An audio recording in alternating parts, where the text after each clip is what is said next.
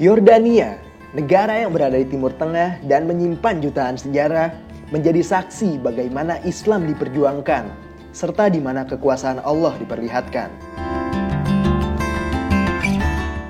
Cerita untung kali ini, kita akan melihat Goa Ashabul Kahfi dan mencari tahu bagaimana cerita sesungguhnya. These 70 graves, this is the graves of Ashabul Kahfi. Wallahu a'lam. Here the first couple, the second one, the third one, and the fourth at the back. Here 4 graves, and there 3, total 7.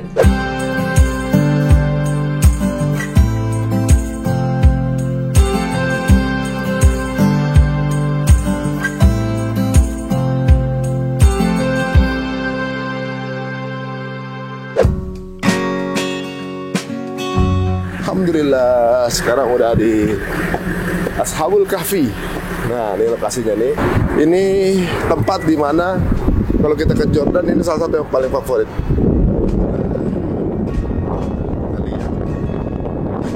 Kok nggak kurang dinginnya? Mimi masih meriah, bro. Mimi jalannya pelan. Kita tunggu nih, Mimi deh. Kesianan.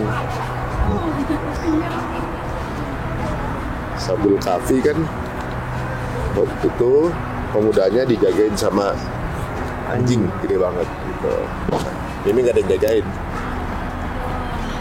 Ya Ashabul Kahfi kan yang jagain anjing ya? Ya aku jagain. Nanti kamu Iya.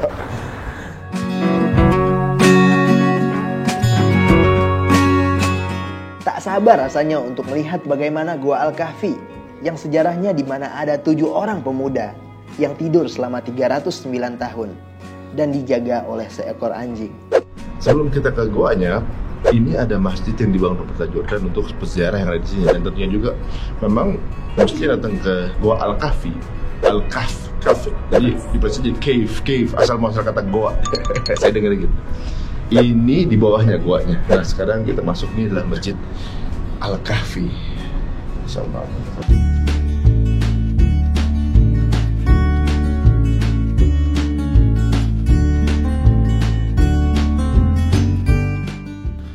Ini interiornya keren banget. Ustaz, ini dari Turki atau Jordan? Ya. Emang dari pemerintah Jordan? Ya, di pemerintah Jordan. Oh, jadi emang desainnya keren banget ini ya. Memang mau dibuat untuk para peziarah ya? Ya. Jadi, goanya bisa di bawah? Goanya dibawa di sebelah sana lagi. Ke sana lagi? Ya. Oke, sekarang kita ke goanya. Ini udah ada Ustaz Ali, kuncen goa. Itu goa ada kuncennya. Pemandangan di sekitar Goa Ashabul Kahfi begitu membuat kita mentadaburi bagaimana kuasa Allah Subhanahu wa Ta'ala.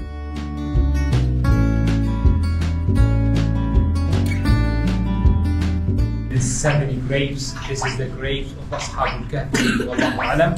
Here the first couple, the second one, the third one, and the fourth at the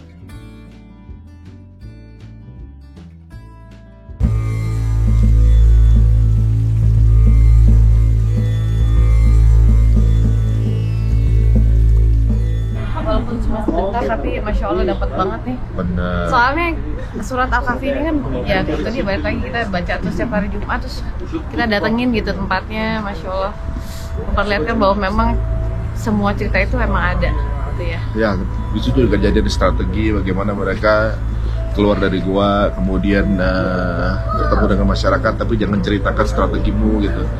Tapi keren sih, banyak filosofis ya di sana ya. Gitu. Udah mulai berair kayaknya dong. Bukan mata. Bukan mata ya. Tuh, auto vape. Tuh bayangin, mereka dulu tidur di situ kedinginan dong, ya kan? Kalau kita udah kayak frozen food. Hibernasi. Kalau dalam bahasa Al-Quran itu taksabhum ayqadha wa hum rukun. Kalau kita ngelihat mereka, kita kira mereka bangun, padahal mereka tidur. Kenapa? Karena matanya biasa kayak orang bangun. Begini. Mau tidur. Iya, karena kalau matanya merem sepanjang masa itu, apa yang terjadi kira-kira? Tapi abis itu apa Sat yang terjadi Sat? Habis itu ketika mereka terbangun dan tersadar, mereka saling tanya antara satu dengan yang lain, berapa lama kita tidur? Kata yang satu, paling sehari 2 hari. Kata yang lain, ya enggak lah, lebih lama. Kemudian kalau pengen tahu berapa lama kita tertidur, coba salah satu di antara kita pergi ke kota. lihat apa yang terjadi. Coba bawa uang, apakah uang itu sudah laku, masih laku atau sudah tidak. Akhirnya mereka bawa, tapi pesannya wal yatalattaf. Di antara pesannya adalah supaya kemudian ketika kita sedang memperjuangkan kebenaran, hikmahnya kita harus bisa bertindak secara bijak, jangan frontal. Wala yush'iranna bikum ahada. Jangan sampai ada satupun yang tahu kalau kita ini Ashabul Kahfi ini dulu yang pemuda yang lari, yang dicari nggak ketemu, dan kita sembunyi di mempertahankan keimanan. Karena kalau ketahuan kita akan dibunuh. Jadi mereka pelan-pelan, oh ya ternyata sudah lama kita tertidur. Dari situ kemudian mereka. Jadi mereka ngajarin berdakwah itu dengan bersiasah berarti ya. Betul. Tapi berapa lama akhirnya wafat, Ustaz? Setelah itu langsung diwafatkan Abu. Oh, setelah itu? Iya. Jadi kayak cuma ngasih bukti doang? Betul. Ini supaya jadi pelajaran kepada kita, makanya diawali dalam kisah Ashabul Kahfi itu Allah berfirman, am hasibta anna ashabal kahfi war raqim kanu min ayatina ajaba. Apakah kalian kira bahwa cerita tentang Ashabul Kahfi dan Rokim dan prasasti-prasasti itu bagian dari ayat kami yang sangat menakjubkan? Itu pertanyaan sebenarnya tidak perlu dijawab, karena banyak lagi cerita-cerita Allah atau kejadian-kejadian lebih menakjubkan dibandingkan itu. Kita saja sudah takjub melihat dan mendengarkan kisah tentang ini, tapi Allah ingin mengingatkan kepada kita bahwa menghidupkan dan mematikan adalah perkara yang sangat mudah bagi Allah SWT. Masya Allah. Yang pertama, yang kedua, siapapun yang mempertahankan keimanan, Allah akan membantunya. Siapapun yang hijrah, Allah akan bantu dia. Tapi tetap harus ada siasat, jangan frontal.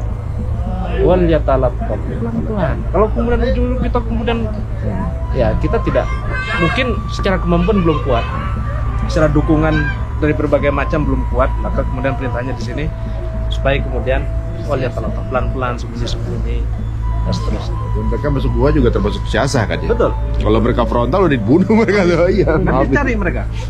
Dicari karena mereka ini kan seperti saya sampaikan tadi, mereka anak-anak penguasa, anak-anak pembesar di saat itu. Tentu semua orang tahu siapa dia. Oh, anak-anak terkenal tuh. Anak-anak terkenal. Oh. Anak-anak yang hidupnya bergelimang harta, tapi demi mempertahankan mempertahankan akidahnya, mereka kemudian lari dan bersembunyi di balik gua.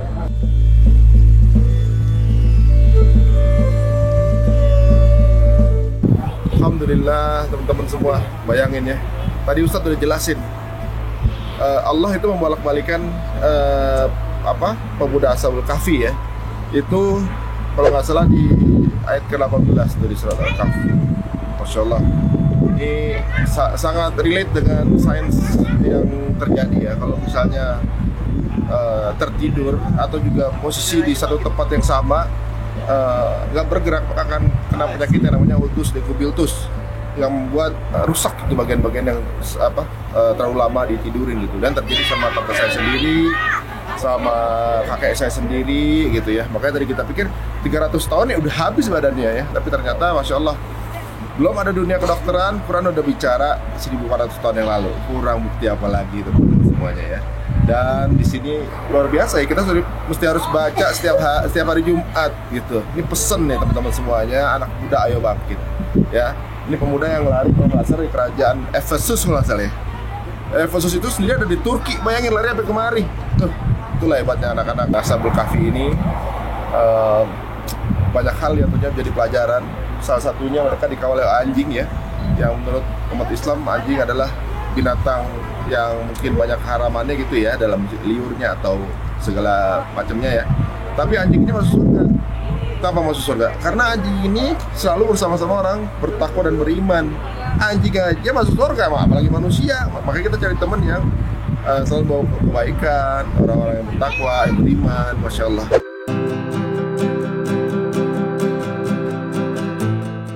Tak terasa waktu sudah menjelang malam dan kita mau mencari kuliner khas Jordania. Oke guys, sekarang kita lagi mau dinner dulu tempat makannya, dan ternyata di sini juga macet bener sama kayak Jakarta. Yuk kita mau makan di Al-Quds restoran, namanya keren.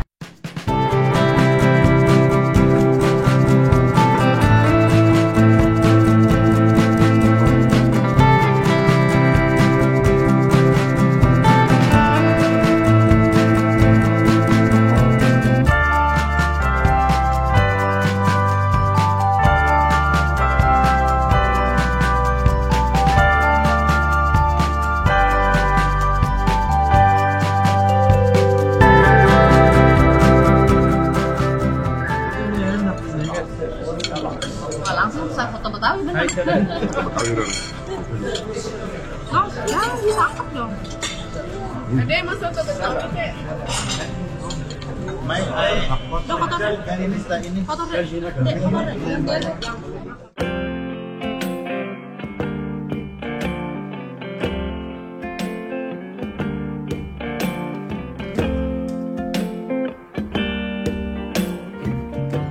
Alhamdulillah sampai lagi di hotel.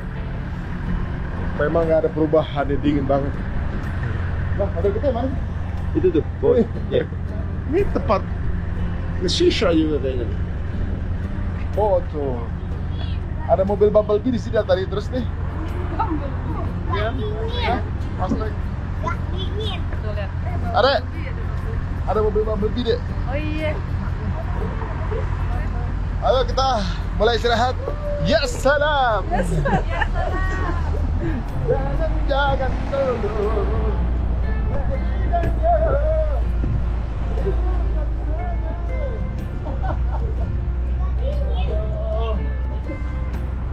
Hari ini mantep banget, semua serba full ya. Di tingkat 4 semuanya, Masya Allah, luar biasa. Kita akan melanjutkan perjalanan kita esok hari atau malam. Hah? Perjalanan mimpi. Perjalanan di mimpi. Ya, kita tunggu dengan assalamualaikum warahmatullahi wabarakatuh.